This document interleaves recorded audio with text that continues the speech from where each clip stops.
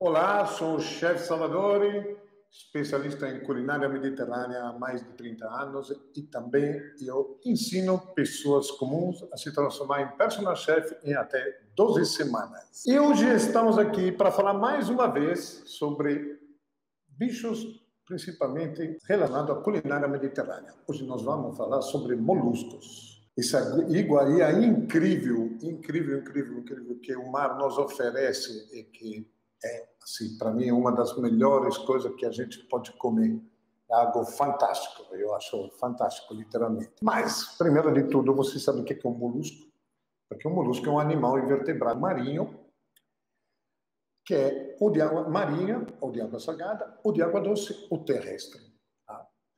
Os moluscos são todos esses bichos que têm concha, ou seja, ostras, e tudo que vem junto, que são vongole, que são mariscos, que são inúmeros tipos de conchas com molusco dentro. Lulas, tá? De vários tamanhos e qualidades. Então tem lula gigantesca, tem lula média, tem lula pequena, tem lula muito pequena. Polvos, tá? E caramujo.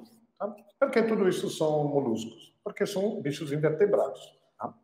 Os caracóis terrestres, para você ter uma ideia, são uma das espécies de moluscos com maior quantidade de variedades. É uma coisa absurda. Tá? Eu já fui lendo, diz que tem mais de 73 mil tipos de bicho diferentes, né, relacionado a molusco de terra.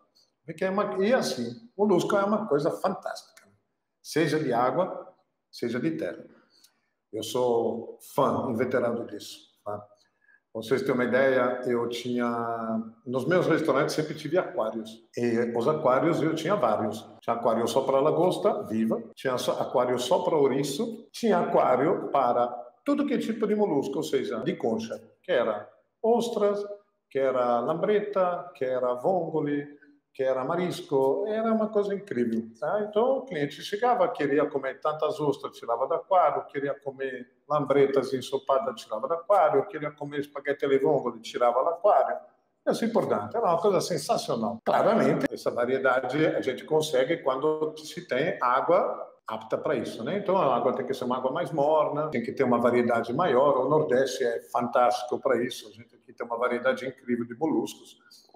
E a gente se aproveita disso consideravelmente. Tenho que dizer que é sensacional. Aquário de água salgada dá um trabalhão, depende. É só saber usá-los, né? A gente está acostumado com isso, então, na verdade, quando você tem um aquário, tá? Para os bichos poderem morar no aquário, viver no aquário e não morrer, vocês precisam cuidar da salinidade, tá? É uma coisa muito importante, e da temperatura. Como é que a gente faz para fazer eles viverem? Tem que se manter uma temperatura sempre abaixo de 18 graus, sempre, possivelmente sempre próxima dos 14, porque a água na profundidade ela é mais fria que superior. E poi, principalmente, precisa manter a salinidade, porque senão o molusco morre, a lagosta morre, todo morre, porque excesso de sal mata em qualquer tipo de grau de vida. Então tem que ter uma salinidade entre 31% e 34%.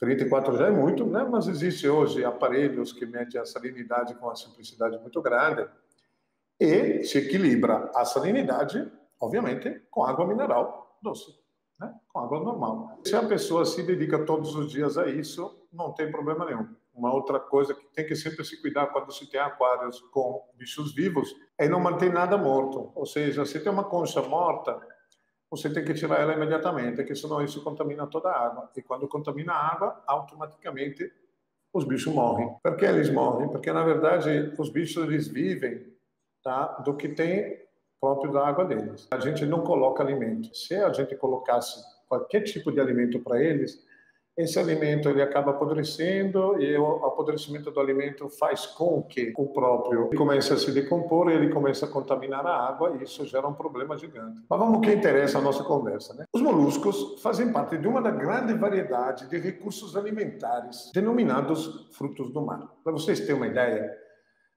até 30 anos atrás a gente só conseguia, quem trabalha com isso, ou por exemplo, assim, em toda a culinária mediterrânea, se encontra isso facilmente, mas não existia viveiro, né? Ou seja, na verdade não é viveiro, porque ele não vive de ração, não vive de nada. Hoje em dia existem criações de ostras, existem criações de mexilhões, existem criações de todo esse tipo de moluscos, porque se pega a semente é uma semente pequeniníssima, uma micro concha, se coloca ou em cestas de diferentes tamanhos, com diferente tamanho de buracos, ou se não se coloca na própria pedra. Então, onde tem uma enseada muito com água muito calma, se coloca isso e fica sensacional. Fica sensacional porque a ostra ela cresce com uma rapidez muito grande, os mexilhões também. Então, em 6 meses você já recolhe, já colheita, já vende. Hoje em dia, o mercado evoluidíssimo, principalmente no Brasil.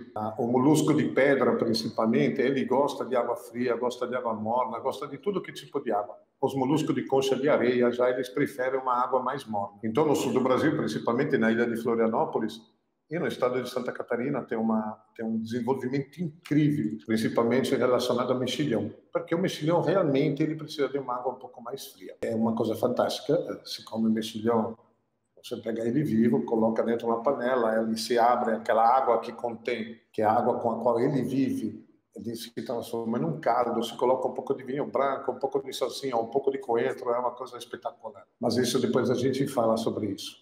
Então, nessa cadeia alimentar, digamos assim, existem também peculiaridades. O molusco de concha, ele é um filtro. Ele é considerado um dos maiores filtros do mar. Portanto, eles são indicadores ambientais. Se o molusco morre dentro d'água, significa que a poluição é monstruosa. Eles são acumuladores de inúmeras substâncias pesadas, entre eles os metais pesados. Mas existe um perigo muito grande para a cultura de moluscos, que se chama maré vermelha. A maré vermelha, inclusive, a gente teve a infelicidade de conhecer ela em Florianópolis, em Santa Catarina. Por mais de 6 meses, quase um ano, praticamente a comercialização parou de acontecer. O Japão passa muito por esse problema, muito, por causa da contaminação desse tipo de moluscos. A maré vermelha não é nada mais, nada menos que, digamos assim, fruto da poluição urbana. Para ser um pouquinho mais específico, cloroformos fecais, que o povo despeja no mar, é o alimento dos moluscos, um dos grandes alimentos. E automaticamente tem uma intoxicação muito violenta, se cria uma alga, essa alga é uma alga vermelha mesmo, se gera uma maré, porque ela começa a tomar conta do mar, da superfície do mar, ele elimina aquela capacidade de oxigenação que a própria concha precisa, e principalmente as conchas se alimentam disso, né? E aí os moluscos, né, de concha se alimentam disso, e automaticamente eles morrem. Isso é um problema muito sério, isso faz com que se fique em alerta, principalmente nas praias limítrofes das cidades. As algas, elas são portadoras, muitas algas são portadoras de venenos, né? Venenos que talvez não sejam nocivos à saúde humana, mas que são nocivos à saúde dos habitantes marinhos. Isso é uma coisa muito importante de se prestar atenção. Principalmente até porque depois vocês irão entender melhor como se identifica o molusco quando ele está vivo e quando ele está morto. O molusco morto não pode comer, de jeito maneira. Por exemplo, quando vocês cozinham um molusco, aí vocês têm, beleza, tem os mexilhões lindos, vocês colocaram na panela, botaram uma tampa em cima, esperaram aqueles 5, 7 minutos para a concha abrir, sai aquele caldinho, você acrescenta os ingredientes, umas coisas do gênero, e fica uma coisa alucinante. Aí você descobre que das 20 conchas que tinha dentro da panela, dos 20 mexilhões, você tem 16 abertos e 4 ficaram fechados. Não inventem de abrir. A concha está morta. Ela morreu lá dentro, o músculo se contraiu e ele morreu com o músculo contraído. Então ela não vai abrir de jeito maneira. E ela não é comestível. É perigosa de se comer, porque o molusco morreu já. Então ele já morreu em outras condições, que foi embaixo d'água, fora d'água, ninguém sabe. Por que ele morre? É muito simples. As conchas, elas abrem a boca, enchem de água e fecham. Aí elas se oxigenam. E elas podem ficar 2 dias, 3 dias de boca aberta, sem problema nenhum. É impressionante isso. É impressionante. Porque, para vocês terem uma ideia, eu gosto muito de ostra e aqui tem um produtor de ostra classificado que exporta, vende no Brasil inteiro, Sul-América inteira. É incrível, é um grande amigo da gente, é um grande produtor, ele é extremamente cuidadoso, é um cara realmente competente no que faz. Então eles procuram criar ostras em lugares, e não só ostras, né, vários tipos de moluscos, em lugares realmente virgens, onde não tem civilização quase nada, porque daí ele se garante uma limpeza marinha muito maior, porque não tem de jeito vindo da terra. E eu sempre a gente sempre vendeu dele, né? Mas eu gostava, tipo, vou para a praia, eu pego e levo minhas ostras. Como é que ela diz? Como se leva as ostras? Bota num saco, coloca dentro do carro e vai-se embora. Primeiro, a ostra ela vive fechada, porque ela contém uma água e essa água, que é a água do mar, que faz com que ela viva. A ostra tem uma parte mais côncava e uma tampa. Então, ela levanta a tampa e fecha. Quando ela levanta a tampa, ela oxigena. Aí depois ela fecha de novo e mantém aquela água lá dentro. Só que cada vez que ela abre a tampa, sai um pouquinho de água. Então, o que acontece? A ostra ela tem um prazo de vida, né? Se você mantém ela nessa posição. Se você mantém ela inclinada ou do avesso, automaticamente, cada vez que ela abre, sai a água e ela não consegue sobreviver. Então, a gente faz o quê? Guarda elas, temperatura ambiente, nunca dentro da geladeira, ou se for na geladeira, guarda na gaveta das verduras, que é a última parte de baixo, que é a parte menos agressiva, e principalmente posiciona todas elas bonitinho. Tá? Aí você pega elas, normalmente, a ostra, ela faz o quê? Ela abre uma fresta. Quando você toca nela, ela fecha automaticamente, porque ela está viva e ela se fecha. Se você fecha ela e ela abre-se de novo, que parece que tem uma mola dentro, aquela ostra é para eliminar mesmo, porque a ostra ela cria problema de saúde para sempre. Ataca o fígado e o fígado depois cria problemas, ele se mantém para o resto da vida. Para vocês terem uma ideia, eu sei, vi na pele isso, que meu pai pegou uma intoxicação no Extremo Oriente de ostras, e até hoje ele não pode comer. O fígado dele enfraqueceu para isso, é uma complicação realmente muito grande. Aqui no Nordeste se encontra muito vendedor de ostra de beira de praia. O cara vai com balde, são umas ostras menores, não são umas ostras muito selecionadas, e eles vendem, eles abrem na sua frente, vendem, é a coisa mais linda. Mas e você sabe de onde veio a ostra? Então a gente conhece quem frequenta a praia, aquela coisa toda, conhece quem são os vendedores aptos para vender ostra, porque é complicado mesmo. Porque normalmente se pesca em lugares onde tem dejeitos fecais muito grandes, onde tem esgoto, saída de esgoto muito grande, ela cresce com muito mais facilidade porque ela tem alimento e, obviamente, aquilo é tóxico, né? Ela é envenenada. Então, já aconteceu o caso de intoxicação mesmo de pessoas que faleceu por causa de intoxicação, por causa de ostra. Então, é muito complicado, é muito perigoso mesmo. As pessoas, às vezes, dizem, mas é tudo bom, imagina se ele vai vender coisa envenenada. Ele não sabe, porque ele revende, ele não vai mergulhar e pescar. Então, é muito complexo isso, tem que se ter certos cuidados com isso, realmente certos cuidados. Outro cuidado que tem que se ter muito quando se come ostras, ou quando se transporta ostras, é não colocar elas em contato com nada de água doce. Por quê? Se você coloca no gelo, é muito engraçado. Você coloca no gelo, pensa, a ostra, bota no gelo, ela é gostosa. Não. Se você coloca no gelo, o gelo cria água. A ostra abre a tampa, entra água doce, ela fecha a tampa, ela morre. Porque a água doce não é água salgada, ela não vive em água doce. Então tem que ter muito cuidado. Ostras se costuma servir em pratos, numa vasilha cheia de gelo, quando você abre ela, coloca, a coisa mais linda, bonita, se embora. O lugar onde se comercializa muita ostra ao ar livre é na França. Na França, em Paris, se vai nas ruas e se vê restaurantes onde tem tudo exposto na rua, é uma coisa incrível de bonito. Tudo são cestas de gelo, onde colocam as conchas, tá? Elas concham para baixo, todos vivos, mas a concha ela não está em contato direto com o gelo, só a parte inferior. Ela deixa ali, a ostra fica meio hibernada e por 3 dias ela se garante tranquilamente. Realmente é extremamente bom. Como eu estava dizendo, as conchas mais populares, assim, os moluscos mais populares de concha, são as ostras, mexilhões, marisco, vômboles e caramujo aquático. São os moluscos de concha. E os mais populares, não de concha, que são os invertebrados igual, são o polvo e as lulas. A gente sabe que na Espanha se pesca aquela lula gigantesca. O lula que mede até 3, 4 metros, uma coisa gigante, né? Eles têm tentáculos, que é uma coisa mastodôntica. Já vi tentáculos com mais de 1 metro de comprimento. é realmente muito, muito grande. Tanto que no mercado esse tentáculo é classificado como pota. E a pota, ela é um tentáculo um pouco duro, fibroso, difícil de se comer, difícil de se tratar, difícil de se degustar, né? Se usa para outras coisas, né? Principalmente, pense, uma lula de 4 metros, qual é o tamanho da saca com tinta de lula que tem dentro, né? Agora entra justamente esse lado interessante da gastronomia. Na Itália, na Espanha, principalmente na Espanha e na Itália, se usa tinta de lula como tempero de massas ou risotos. É muito, muito bom, é muito bom. Ele tem um sabor peculiar. Praticamente você está comendo um pedaço de mar, é um sabor incrível. Quando se pesca lula, se você tira a bolsa e você coloca na comida, ela se usa tranquilamente, fresca do jeito que está. Mas também se dá uma pasteurizada e se vende ela em conservada, se guarda na geladeira e se usa para fazer umas iguarias incríveis. A peculiaridade dele é que a comida fica bem preta, bem preta.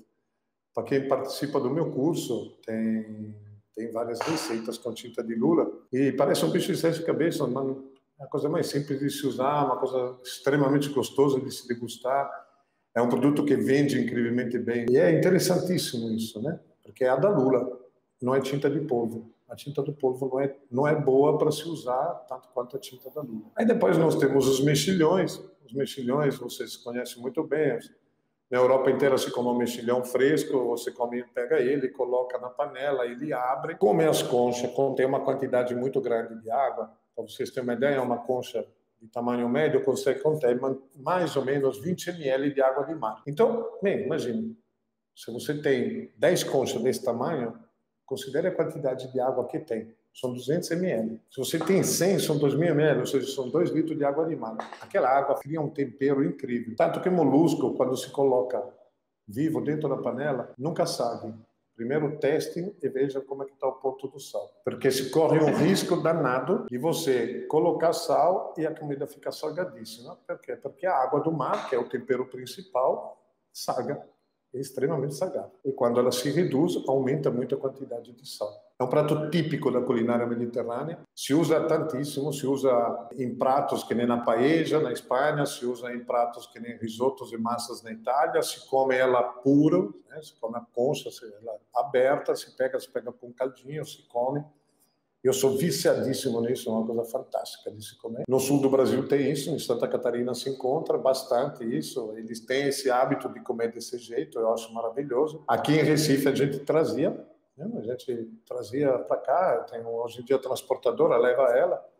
Depois a perda é muito grande, é um pouco complicado, complexo, porque a viagem não é direta. Então embarca em Florianópolis, desce em São Paulo, chega em Recife, é um pouco complexo o transporte, então é difícil de poder se utilizar eles, né? Mas é maravilhoso, sempre um produto sempre procuradíssimo, cobiçadíssimo isso. Aí depois nós temos o marisco. Marisco, quem conhece o Nordeste, ou quem mora no Nordeste, sabe que o caldo de marisco é um dos caldos mais cobiçados, mais consumidos, mais usados, mais degustados em todo o solo nordestino, porque é um caldo fantástico, um caldo super saboroso. Esse molusco se abre, que faz o quê? Se cozinha a concha, se abre o molusco. É uma pesca maluca, né? Porque é interessantíssimo de ver fazer essa pesca. Se vai na beira da praia, tem praias onde tem lugares, tem regiões onde tem muito marisco. Marisco é uma concha, é um vongole menor, né?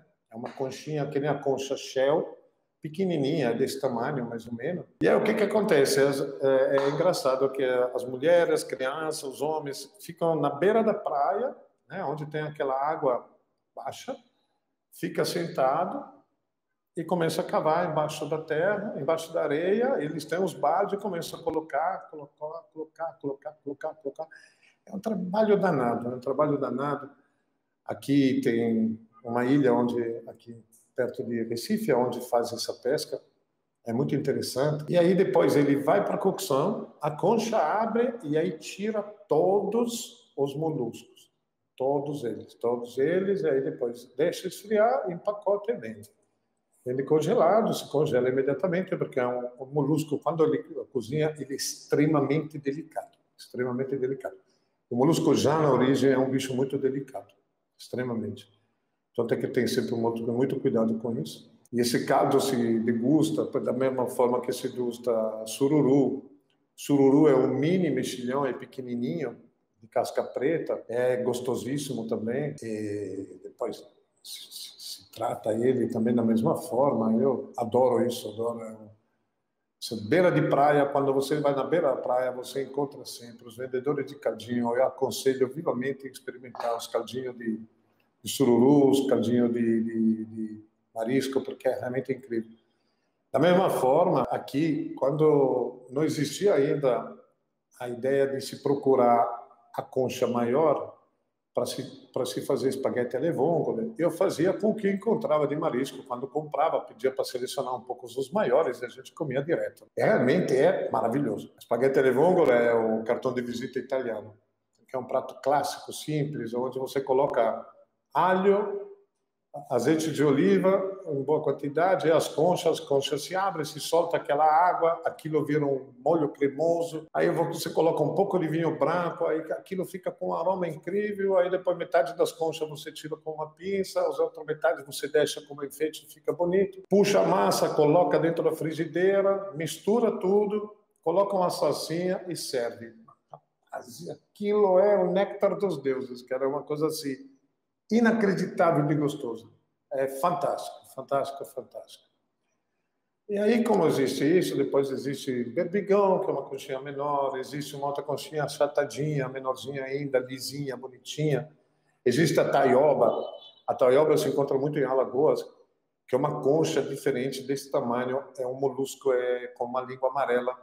Ele é incrível de bom. Eu adoro a taioba, é muito boa. Se encontra só em algumas regiões peculiares, não se encontra em tudo que é lugar. Né? No Nordeste, assim, se encontra. Da mesma forma que na Bahia se encontra a lambreta. A lambreta é uma concha enorme, cara, desse tamanho. Então, como vocês estão vendo, tem uma variedade enorme. Enorme, tem uma variedade enorme de utilizações. Existe o caramujo arredondado e o caramujo com a ponta. Isso é maravilhoso também. Se bota na brasa, se bota na panela, se bota na brasa, ele encolhe e depois se pega um palito e se tira o molusco de dentro. É fantástico, uma carne saborosa. Ele tem uma textura um pouco parecida com o tentáculo do polvo depois de preparado. É realmente interessantíssimo, realmente muito, muito interessante de se degustar ele. É muito gostoso, ele tem um sabor muito peculiar. A coisa interessante é que os moluscos, todos têm sabores diferentes. Todos eles têm sabores diferentes. Tem uma peculiaridade para cada sabor, é interessantíssimo. E depois tem a lula, né? As lulas são os bichos mais clássicos de se comer. A lula tem de vários tamanhos, né? Então, se considera que você pega uma lula de 20 centímetros, você tira a cabeça, ela tem uma membrana interna que é como se fosse, não é um osso, né? É um osso macio. Você tira ele. E a lula se come ou em anel, né, ou se come recheada. Se você come ela recheada, você recheia, fecha com palito, ou até com o próprio fio, coloca ela ou em frigideira, ou no forno, é uma coisa fantástica. Eu adoro, adoro, adoro, adoro. Adoro mesmo, eu fico louco por isso. E aí, depois, as pernas se usa de outro jeito, se usa em molhos, ou se picoteia, se faz como recheio, ou se usa nas massas, nos risotos, é uma coisa deliciosíssima. Ou se come aquela famosa lula doré, que eu adoro, acho maravilhoso, eu sou viciado nisso. E aí se tempera de vários tipos de qualidade, se usa com vários molhos diferentes, é uma coisa gostosíssima, variedade incrível. Tem lula maior, hoje em dia, quando vocês veem uns anel desse tamanho no supermercado, significa que a lula era desse tamanho, significa que é uma lula de 40, 50 centímetros. São lula mais do sul do Brasil, né? Se encontra muito no estado do Rio de Janeiro, se encontra muita lula, Espírito Santo também. Ela é muito interessante, né? Porque a lula, eu já vi elas nadarem, elas têm uma organização didática incrível. Parece um pelotão que caminha, que anda, são tudo enfileiradas, elas são quatro andares de lula, todas emparelhadas, todas alinhadas, seja perpendicularmente que lateralmente, e elas nadam, é incrível de ver, incrível de ver elas nadando. E hoje em dia se encontra aquela lula pequenininha, até tem uma live que eu fiz a respeito da pesca predatória, né? Porque o pequeno pescador hoje ele não consegue mais sobreviver pescando lula. Lula antigamente se pescava com aquela rede pequena, pescavam que é uma rede, um quadrilátero, e baixa ela, depois levanta, vem a lula junto, vai-se embora. Antigamente mesmo, a lula se pescava com linha. Para vocês terem uma ideia, como ela anda de cardume, mesmo sendo toda alinhada, Então os pescadores jogavam as linhas e a lula abocanhava a linha. Por quê? Porque a lula é como um mini, tem uns tentáculos, tem um dente no meio, e ela abocanha e está presa, e obviamente fica presa no anzol. Aí hoje em dia existe essa pesca predatória desgraçada, onde vem os barcos, vem 2 barcos, passam, arrastam tudo que encontram, tudo. E aí depois eles tiram. Tudo que é pequeno eliminam. Então morrem e jogam fora. Só guardam o que interessa para o comércio, de tamanho que é compatível com o que eles podem comercializar, porque tem uma fiscalização muito grande, principalmente da capitania dos portos hoje, com relação ao tamanho de bichos pescados. Então, eles eliminam. E a pesca predatória é assim, que não está nem aí. O que vai, vai, o que não vai, não vai, e aí cada vez mais diminui a quantidade de peixe. Mas voltando aos moluscos, uma coisa interessante, não sei se vocês sabem, mas o escargot, na França, e, assim, lá no Maca, na Itália, são essas caracóis, ou as lesmas, né, de concha, que andam, normalmente elas saem quando chove, né? Tanto que é um produto consumidíssimo, procuradíssimo na Itália e na França, e quem procura, né, os caçadores assim, né, de caracóis, eles saem na hora da chuva, porque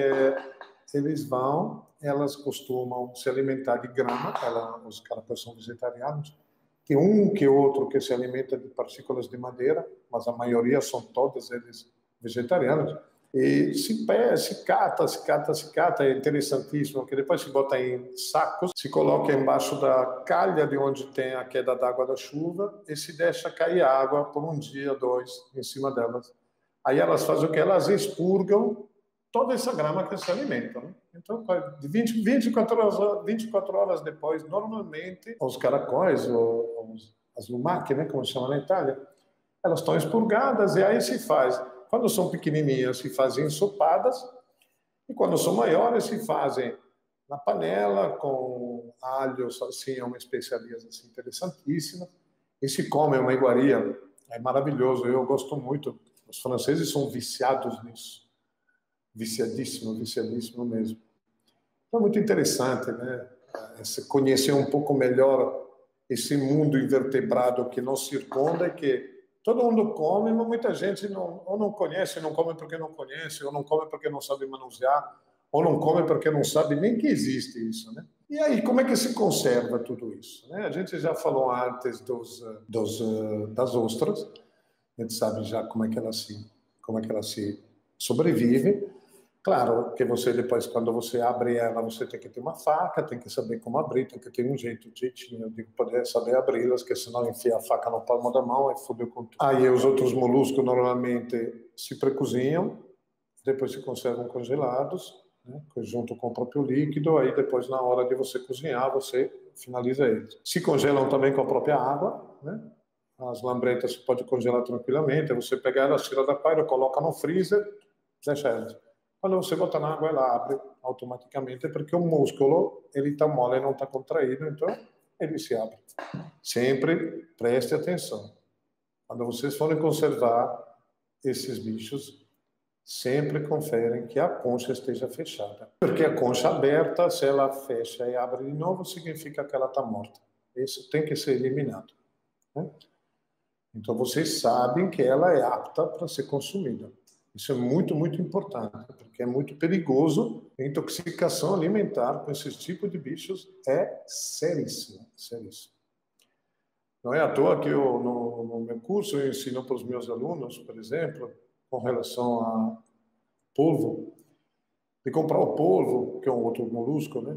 Comprar o polvo ele tem que ter umas características peculiares. Ele não pode estar nem rachado a pele, nem enrugado. Tem que ter um perfume de mar muito bom.